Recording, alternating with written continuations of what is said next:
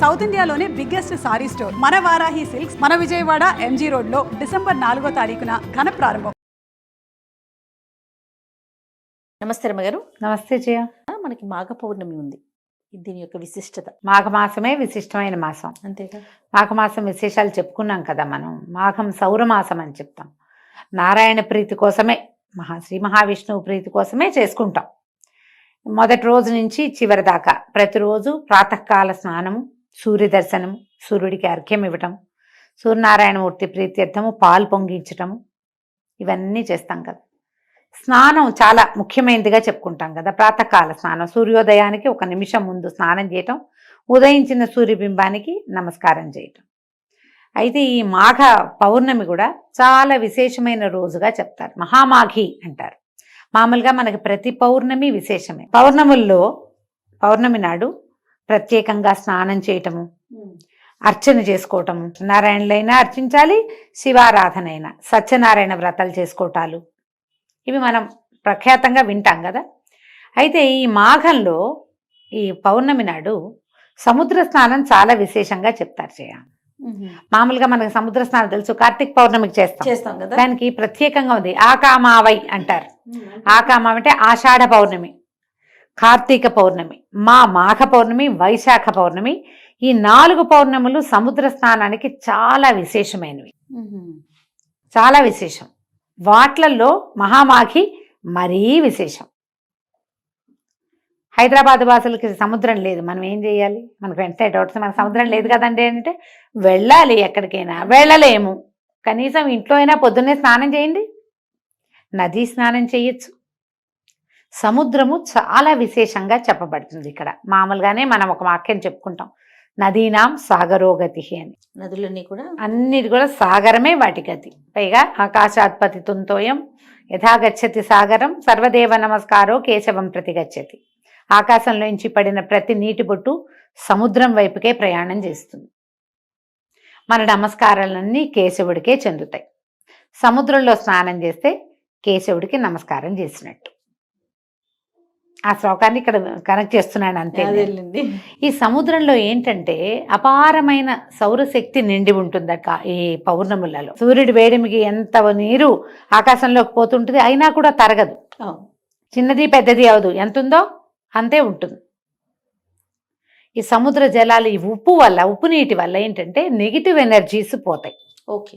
ఈ సంవత్సరం అంతా మనం ఏర్పాటు చేసుకున్నవి అంటే మన మీదకి మనం తెచ్చుకున్నటువంటి అన్ని రకాల నెగిటివ్ ఫోర్సెస్ని ఈ సముద్ర స్నానం కంట్రోల్ చేస్తుంది. నదీ స్నానాలు విశేషమైనవి. నీళ్లలో కరెంట్ ఉంటుంది, మనకు తెలుసు కదా. నదుల్లో కూడా నడుంలోతు నిలబడి నదీ స్నానం చేయాలని చెప్తారు. సముద్రంలో కూడా 40 మినిట్స్ అయినా ఉప్పు నీళ్లలో కనుక స్పెండ్ చేస్తే వచ్చాక మళ్ళీ బయటకు వచ్చాక మామూలు స్నానం చేసుకుంటాము. ఇది ప్రత్యేకంగా చెప్పబడే క్రియ కాబట్టి జీవితంలో కొన్నిసార్లైనా, కొన్ని పర్వదినాల్లో అయినా, కొన్ని పౌర్ణములైనా, కనీసం ఒక్క పౌర్ణమైనా సముద్ర స్నానం చేయండి. మామూలుగా అమావాస్య పౌర్ణములకి ఆటుపోట్లు పెరుగుతాయి కాబట్టి సముద్ర తీరాలకి వెళ్ళకూడదు అని నియమం. ఆ నియమంలో ఈ 4 పౌర్ణములు మాత్రం ప్రత్యేకంగా సముద్ర స్నానం చెప్పారు. ఉదయం చేయాలి. పౌర్ణమిలో రాత్రిపూట కదా ఆటుపోట్లు పెరిగేది, సాయంకాలాలు కాదు. ఉదయ స్నానాలు 4 గంటల లోపే, ఎలా కుదిరితే అట్లా. సముద్ర స్నానానికి కానీ నదీ స్నానానికి కానీ వెళ్ళేటప్పుడు ఇంటి దగ్గర స్నానం చేసి వెళ్ళాలి. పాచి మొహంతో, పాచి బట్టలతోటి నదుల్లోకి దిక్కకూడదు, సముద్రంలోకి అసలు దిక్కకూడదు. శుభ్రంగా ఉండి అప్పుడు వెళ్ళాలి.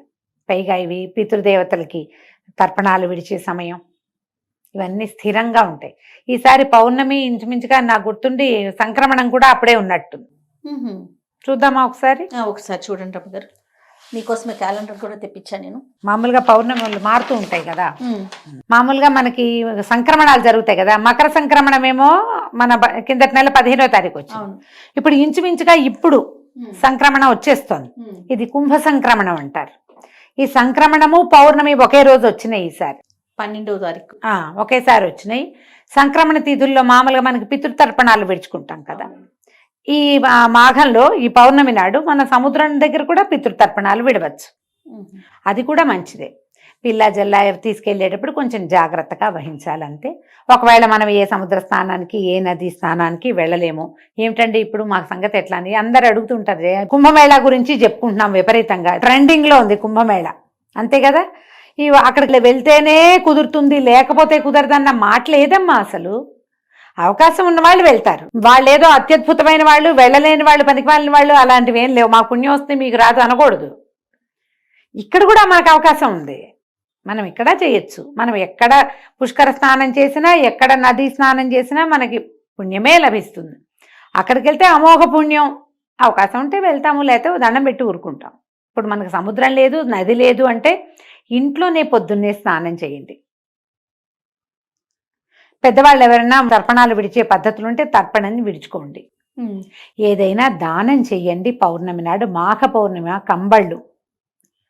కంబళ్ళు, వస్త్రాలు, చెప్పులు, గొడుగు, తిలలు, నెయ్యి నిండుగా, తిలాలు నిండుగా ఉన్నటువంటి చెంబు, ఏదైనా ఒక వస్తువు, పాత్ర, అంటేనే మంచి నీళ్ళ పాత్ర, అవి కూడా దానం చేయొచ్చు.